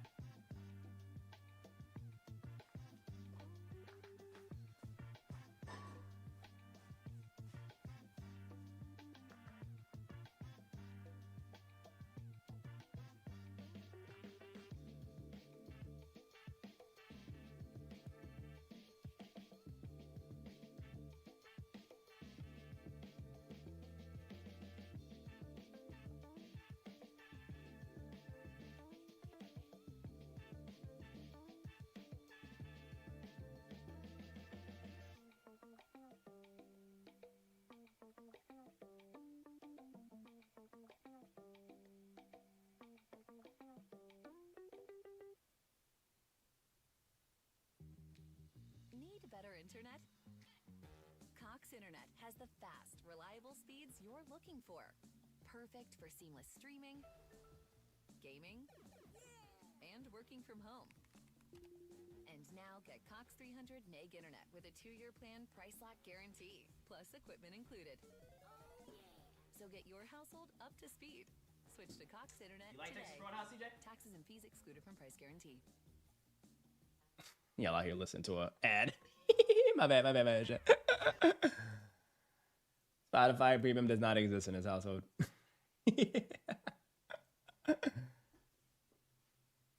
All right, let's see. Stay hydrated, chat. Water first. Okay, talk to me here. Okay. Texas Roadhouse, the viewed as a tactical hold with a buy bias for long-term compounding. 2026 stories want to maintain dominant traffic growth while absorbing record high beef costs. Ooh, you see? Hey, CJ, you're better than the AI tools. You're better than our AI analysts. CJ, you're a dog, bro. All right, here we go. Unlike competitors that rely on discounting, Texas Roadhouse's strategy centers on high table turns and massive portions. So in 2025, they achieved $6 billion in revenue almost, driven by a robust average unit volume exceeding 8.4 million per four-wall site they have. This volume growth allows them to underprice peers while maintaining a lively brand atmosphere that attracts consumers even as they cut back on luxury spending. Like, let's go to the Texas Roadhouse price. Let's like menu. Like, what's like their menu like? Ooh. Chat, this might be. Hold on. All right. I'm a big dog. You know what I'm saying? I'm a big dog, chat. So if I'm going to do it, I want to get me a Texas size combo. Right? I wonder how much this is going to cost for me to have. Oh, guys, and their freaking rolls. Don't even get me started on their rolls. All right. Sirloin and ribs. I'm going to do the ribeye and the ribs. For the ribeye and the ribs, let's assume I'm in, let me say I'm in Miami. Take me to Miami. Texas Roadhouse. We'll do a little curbside pickup. Bro, come on. We pick up.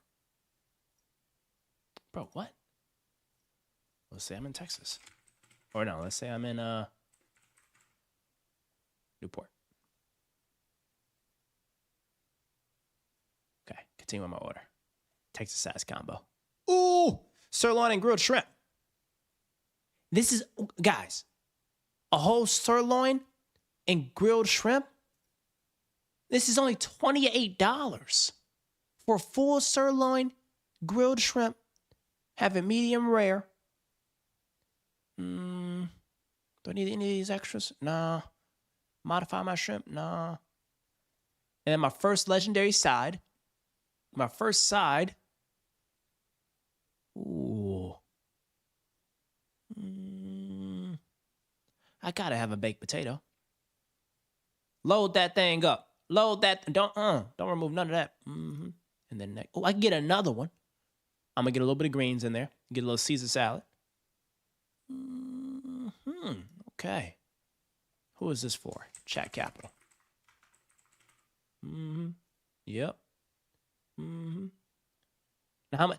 $30. Chat, this is $30. I have a whole sirloin steak and grilled shrimp and a loaded baked potato and a Caesar salad. This is why. No, that's not that. What are we looking at? Oops. This is why their financials is like this. They're a how do I call it? Affordable luxury. Like, this is genius. This is genius, chat. This is a good thesis. This is great business, right? All right, let's go back to, boom. So, temporary dislocation from the margin squeeze. The stock has faced pressures because net income fell, which we saw. Commodity inflation, driven by beef, went up 10% in fourth quarter. Labor pressure, 4% labor inflation in 2025. That's normal. Strategic pricing management intentionally delayed full price hike to protect traffic, leading to a 309 basis point margin decrease to 13.9% in late 2025. Okay. They got a huge CapEx game plan. Premium to the broader sector? No, not really. It's not really at a premium valuation, I don't think.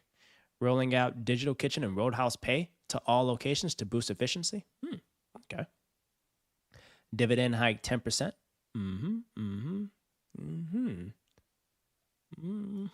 Okay. The 1.9% menu price increase is set for April 2026. Should trigger a margin rebound in 2027. Any pullbacks toward the 165 to 175 level represent an attractive entry point. Okay. All right. Where is it at right now? It's at 171. Okay. Hey, that's actually nice. The lunch prices and drinks are affordable too? Oh, bro, this is Texas Roadhouse seems like a good play. Texas Roadhouse seems like a number one play. And they're the number one casual diner in America. That's solid. That is solid. And it's like a good atmosphere too, right? You know what? I'm going to do diligence. I'm going to go to Texas Roadhouse this week and I'm going to conduct some due diligence. I'm going to see how crowded it is. Let me text Eric. Eric, we need to do due diligence. We need to do due diligence at Texas Roadhouse. Could be a good stock. This one's on you.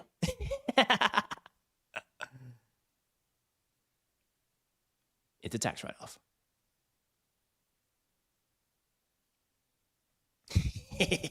I'm such a jerk. Anyway, okay.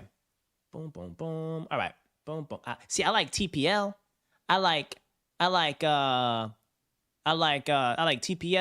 I like Texas Roadhouse. These are just good names. This is some good coup. This is some really good coup. Okay. Let's go back to the thing there. So that was our first 10K of the day. I gotta see one more. I gotta read one more 10K. Wall Street strategist. Yeah, it sounds like a bunch of BS. China cracked the 90-second drama. Autos. Volkswagen dealers. Ford issues recall over rearview camera errors. That's true. What happens if you have a car that got called recalled? You're supposed to get a check, right? The big winner from the Persian Gulf energy crisis is Russia. America braces for oil shock. Kuwait cuts oil production. Whose ships are braving missiles in the Strait of Hormuz. Oh, here we go. Comfort Del grows. Diversified business can withstand Middle East conflict. It's a taxi company. It's a taxi business. Let's see if they have a stock. Comfort Del grows stock. Oh, they do. Oh, never mind. Wait, what the heck? What the heck? Here we go. Year to date. What do they do? Multinational Transport Group. They're based in Singapore, but I think they have a fleet in the Middle East. Yeah, that one doesn't seem too interesting. If I don't have to, I'm gonna avoid it, guys. Like Warren Buffett says, you got to stick to your circle of competence. Like, if I don't have to, I'm not gonna be investing in any region or business model that I don't need to. You know, read the companies vibe coding their own CRMs. That's Kenny Finance's portfolio right there. This weekend, I'm trying to build a CRM for the private company. Telecom. Apple uses lower prices to attack rivals during the memory chip crunch. That's because of their Apple, the new MacBook. GPS dead zones. They're not giving me good goop. All right, what about TechCrunch? I love how we just get smarter every stream. It's such a W. All right.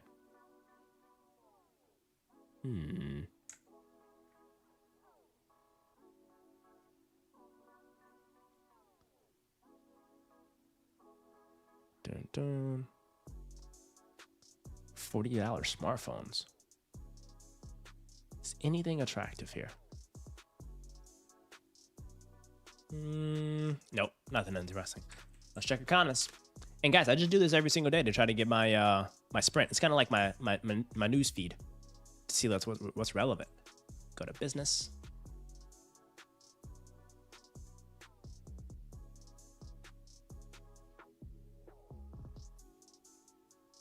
Formula One is attracting a different sort of fan. Nice.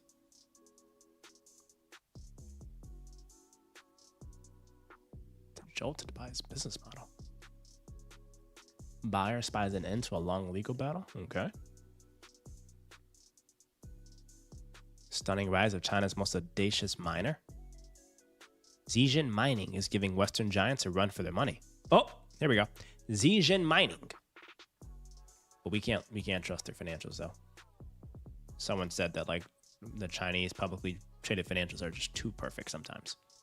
Which I kind of agree.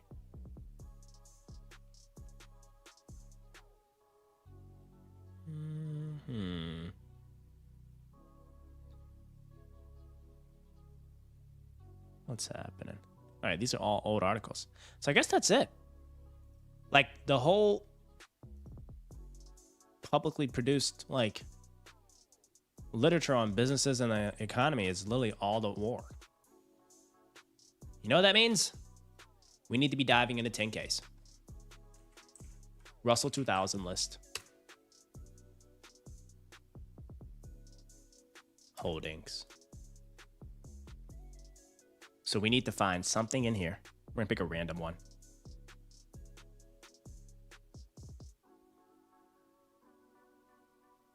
Rubber and plastic.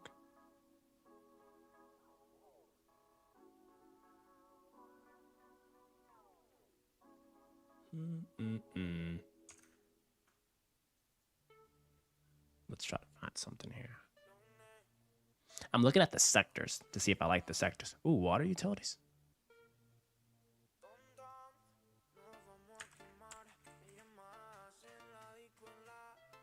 Atlantic Power Corporation. I wonder if there's like any like utility services. Utility services, transmission and distribution, utility companies in the Russell 2000. There we go. Energy Services of America, ISOA. That's one. Here we go. Black Hills Corp. Energy company with regulated distribution. I don't want a regulated utility. I want a, oh, Ormat. That seems really cool. There's Dycom.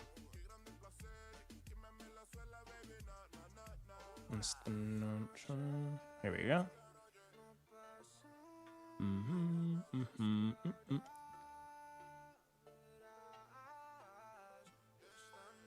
Let's go. Ormat Technologies, Investor Relations.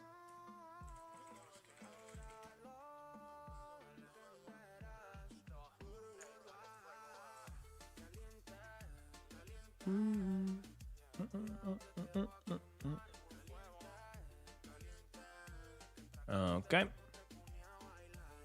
Presentations. Earnings call slides. All right. What y'all got for us? We need some good goop.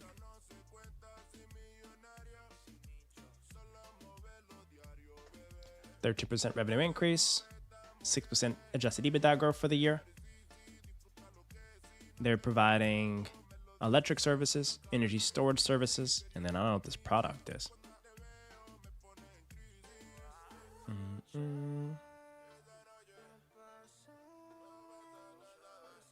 Bulk of the revenue is still on the electric side.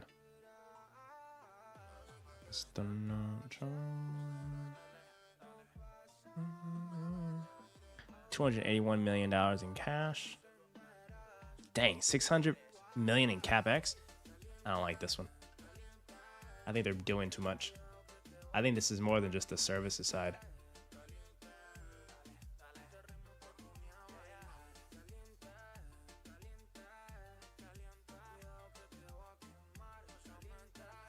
Where's their financials?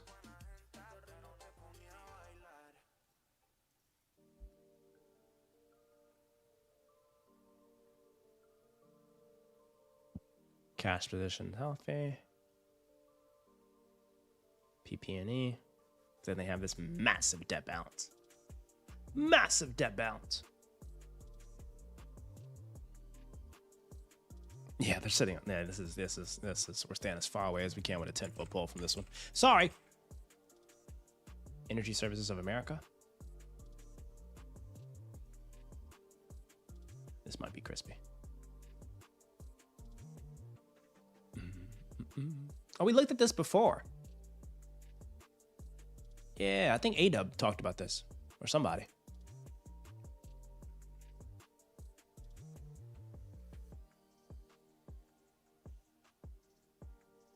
Industrial and infrastructure construction company providing services to the water, wastewater, natural gas, automotive, power, chemical, manufacturing, and commercial industries.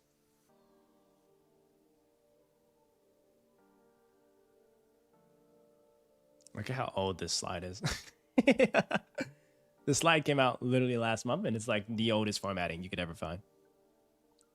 They're not focused on formatting. They're focused on locking in. I love that. Look at the revenue growth. Since 2021. Consistent. Backlog been going crazy. Adjusted EBITDA and EBITDA margins. Okay. Somebody literally just like made this on Word. Acquisition. We aim to purchase companies we are familiar with. I love this. Recent purchases include West Virginia Pipeline, Tri-State Paving and Seal Coating, Heritage Painting, Tribute Contracting, Rigney Digital Systems. They doubled the dividend rate. Continue to grow newer subsidiaries added to diversify our capabilities and expand opportunities.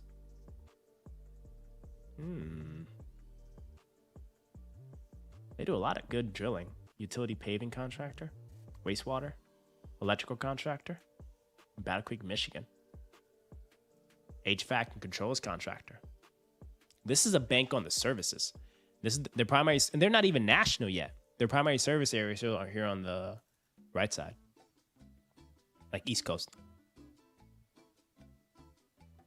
There's a wealth of information in this presentation, guys. Intro.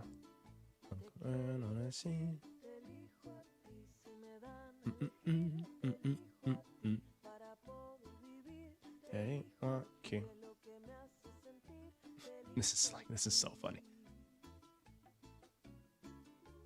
And it talks about the leadership structure, their balance sheet. 17 million, boom, boom. What about debt? How much debt they got? All right, they got $41 million of debt. 41 million of debt. About 50 million of short term. Okay, 60 million of debt total. 60 million of debt with 17 million of EBITDA. The margin profile just sucks on this business. It's tiny. But they're levered 3x EBITDA.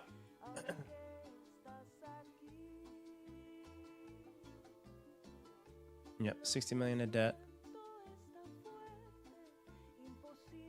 I wonder if 3 times debt to EBITDA is like aggressive for like contractor or like construction services. I don't think it's terrible, but it's like debt used to acquire.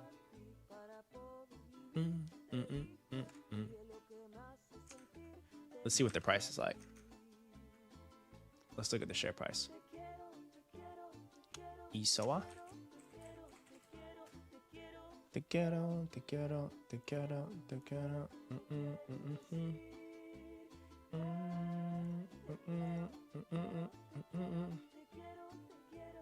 Stock virtually did nothing for like 10 years, and then they popped off. Like it's crushing it, but it's so expensive right now. It's so expensive for construction services. Trading at 105 PE ratio. Yeah, I like the business model, but I think it should stay private. I don't think it needs to be a publicly traded business, chat. The businesses that they're acquiring, like they gotta ensure that they just do really well. They just gotta ensure that they do really well. All right, 10Ks a day. This one's just like a very like this is a brick and mortar.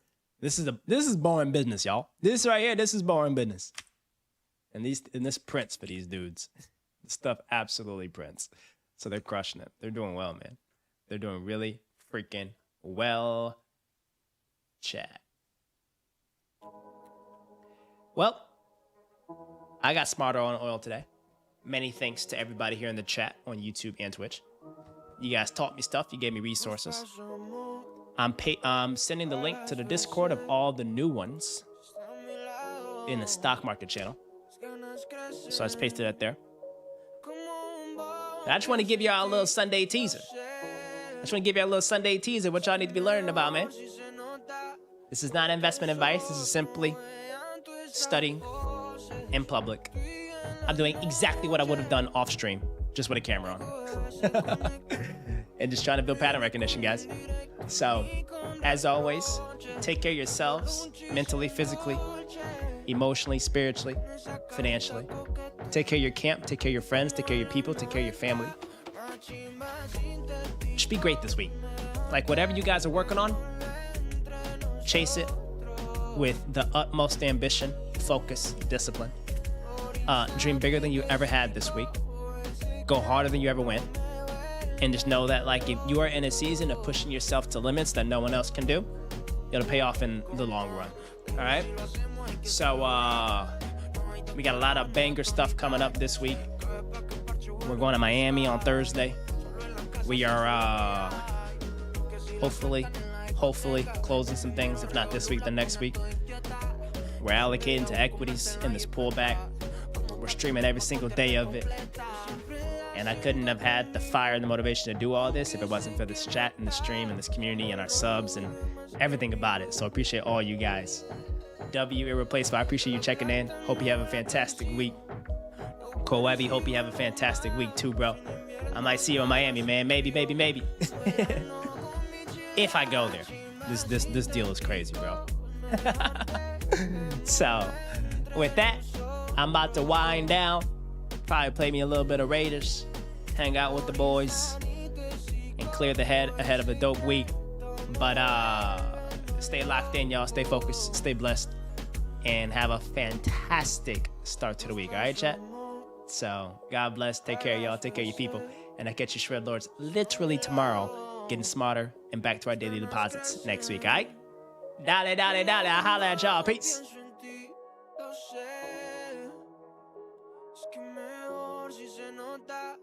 Nuestros ojos no vean todas esas voces. Tú y en la noche, contigo bebé se conecta. No me viene con indirecta y ni con reproches. Solo runchis y en dolce, con esa carita coqueta. Papi como en los 90, más chimba sin